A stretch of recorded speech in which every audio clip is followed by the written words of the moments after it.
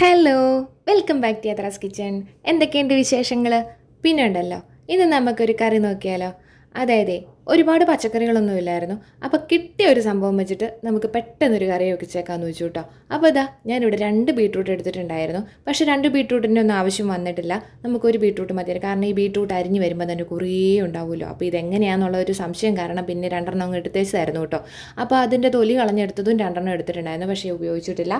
ഒറ്റ ഒരെണ്ണം മാത്രം ഗ്രേറ്റ് ചെയ്ത് നന്നായിട്ടൊന്ന് എടുത്തിട്ടുണ്ട്. ഇനിയിപ്പോൾ നമുക്ക് ഗ്രേറ്റ് ചെയ്തില്ലെങ്കിൽ നന്നായിട്ട് കൊത്തി എരിഞ്ഞെടുക്കുകയോ എങ്ങനെ വേണേലും ആവാം. അത് പിന്നെ ഒരുപാട് അങ്ങ് വലിയതായിട്ട് കട്ട് ചെയ്തെടുക്കേണ്ടെന്ന് മാത്രം. നമ്മൾ ഈ തോരൻ പരുവത്തിനൊക്കെ ആ ഒരു രീതിയിൽ അരിഞ്ഞെടുക്കുന്നതായിരിക്കും നല്ലതെന്ന് തോന്നുന്നു. അപ്പോൾ അത് നമ്മളൊന്ന് അരിഞ്ഞെടുത്തിട്ടുണ്ട്. ഇനിയിപ്പോൾ ഉണ്ടല്ലോ, പെട്ടെന്ന് റെഡിയാക്കി എടുക്കേണ്ട കാരണം എന്താണെന്ന് വെച്ചാൽ ഞാൻ ആ ഇല്ലോളം ഉള്ളെങ്കിൽ ആ കുക്കറിനകത്തേക്കും കിട്ടും കേട്ടോ. ശരിക്കും പറഞ്ഞാൽ ഇത്തിരിയേ ഉള്ളൂ, നാണക്കേടാ കണ്ടു കഴിഞ്ഞാൽ പോലും, എന്നാലും കേട്ടോ. അപ്പോൾ അതാ കുറച്ച് വെള്ളം കൂടി ഒഴിച്ച് കൊടുത്ത് ഇത്തിരി ഉപ്പും ഒക്കെ ഇട്ട് കൊടുത്ത് നമുക്ക് അതിനെ ഒന്ന് വേവിക്കാനായിട്ട് വെക്കാം. ആ സമയം നമുക്ക് ഇത്തിരി അരപ്പ് റെഡിയാക്കേണ്ടതുണ്ട്. അതിനായിട്ട് ഇതാ കുറച്ച് തേങ്ങ ചിരണ്ടി എടുത്തിട്ടുണ്ട്. പിന്നെ മല്ലിപ്പൊടി, മഞ്ഞൾപ്പൊടി, നമ്മുടെ ഇത്തിരി മുളകുണ്ട്. പിന്നെ ഞാനിവിടെ കൊച്ചു സവോളയാണ് എടുത്തിരിക്കുന്നത്. അപ്പം ശരിക്കും പറഞ്ഞാൽ ഉള്ളിയാണെന്നുണ്ടെങ്കിൽ ഇത്തിരി കൂടെ നല്ലതായിരിക്കും കേട്ടോ. അതുപോലെ മുളകാണെങ്കിലും നമുക്ക് പച്ചമുളകോ അല്ല കാന്താരിയൊക്കെ അരയ്ക്കുന്നതായിരിക്കും ഇച്ചിരി ടേസ്റ്റ് ഉണ്ടാവും. അപ്പം നമ്മുടെ കയ്യിലുള്ളതല്ലേ നമുക്കത് ഉപയോഗിക്കാൻ പറ്റത്തുള്ളൂ. അപ്പോൾ ഇതാ മിക്സിയുടെ ജാറിലേക്ക് ഇട്ട് നന്നായിട്ട് അരച്ചെടുത്തിട്ടുണ്ട് കേട്ടോ. നല്ല തിക്കായിട്ട് ഇരിപ്പുണ്ട്. പക്ഷേ തിക്കായിട്ടൊന്നും വേണ്ട, നമുക്ക് ഇത്തിരി ചാറുകറിയായിട്ടാണ് വെക്കുന്നത്. അതുകൊണ്ട് പിന്നെ നമുക്ക് ഇത്തിരി വെള്ളം അല്ലാതെ ചേർക്കാവുന്നതേ ഉള്ളൂ. അപ്പോൾ ഇതാ അത് അരപ്പെല്ലാം ഒന്ന് റെഡിയാക്കി നമുക്കൊന്ന് മാറ്റി വയ്ക്കാം കേട്ടോ. അപ്പോൾ അതവിടെ എങ്ങനെ ഇരിക്കട്ടെ. ഇനി നമുക്ക് വേണ്ടത് നമ്മുടെ കടായിലേക്ക് ഇത്തിരി നല്ല വെളിച്ചെണ്ണ ഒഴിച്ച് കൊടുത്തോളുക, കടുകിട്ട് കൊടുത്തോളുക.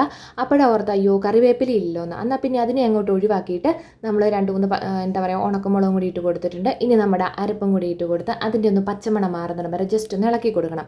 അപ്പോഴേ ഈ കറിവേപ്പില ഇല്ലെങ്കിൽ അതിൻ്റെ ഒരു കുറവ് തന്നെയാണ് കേട്ടോ. അപ്പം നമ്മുടെ ഇല്ലാത്തത് കൊണ്ട് ഇടാതെ പോയതാണ്.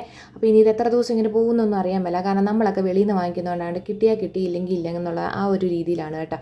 അപ്പോൾ അതാ മിക്സിയുടെ ജാറൊക്കെ ഒന്ന് കഴുകി ആ വെള്ളവും കൂടെ ഒന്ന് അതിൻ്റെ അകത്തോട്ട് ഒഴിച്ചു കൊടുത്തിട്ടുണ്ട്. അപ്പോൾ അതിനു മുമ്പ് നമ്മൾ അതിൻ്റെ പച്ചമണമൊക്കെ ഒന്ന് മാറ്റി എടുത്തിട്ടുണ്ടായിരുന്നു. അപ്പോൾ ഇത് തിളപ്പിച്ചാറ്റിയ വെള്ളമായിരുന്നുകൊണ്ട് തന്നെ അതിൻ്റെ അകത്തോട്ട് ഒഴിക്കുന്നതിന് കുഴപ്പമില്ല, രുചിയൊന്നും മാറിപ്പോകത്തില്ല കേട്ടോ. അപ്പോൾ അതേ ഇനിയിപ്പോൾ നമുക്ക് നന്നായിട്ടതൊന്ന് ഇളക്കി അതൊന്ന് ചെറുതായിട്ടൊന്ന് ചൂടായി വന്നോട്ടെ. അപ്പോഴത്തേക്കും നമ്മുടെ വേവിക്കാൻ വെച്ചിരുന്ന ബീട്രൂട്ട് നമുക്കൊന്ന് നോക്കാം കേട്ടോ. അപ്പോൾ ഒരുപാടൊന്നും ഉടഞ്ഞൊന്നും പോകത്തൊന്നുമില്ല, എന്നാലും കുഴപ്പമില്ല, നന്നായിട്ട് വെന്തിട്ടുണ്ടല്ലോ, അത് മതി.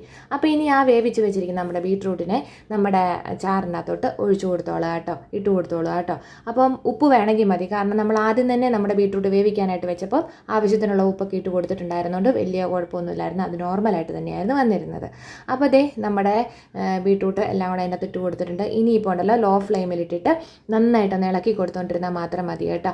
അപ്പോൾ എന്നാന്ന് വെച്ചാൽ ഒരുപാട് ഹൈ ഫ്ലെയിമിലിട്ട് കഴിയുമ്പോഴത്തേക്ക് ആ തേങ്ങയുടെ വഴിക്കും പോകും, വെള്ളത്തിൻ്റെ വഴിക്കും, ബീട്രൂട്ടിൻ്റെ വഴിക്കും പോകും. എന്തിനാ അവരെ 3 പേരെയും കൂടെ വേറെ വഴിക്ക് വിടുന്നത്? നമുക്ക് ഇതിനെ ജസ്റ്റ് ഒന്ന് ഇളക്കി കൊടുത്തുകൊണ്ടിരുന്നാൽ പോരെ.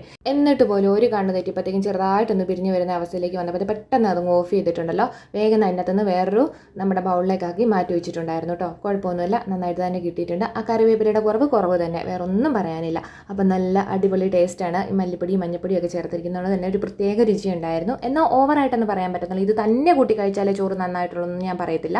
അത്യാവശ്യം എന്തെങ്കിലും അച്ചാറോ കിച്ചാറോ എന്തെങ്കിലും ഒക്കെ വേണം കേട്ടോ.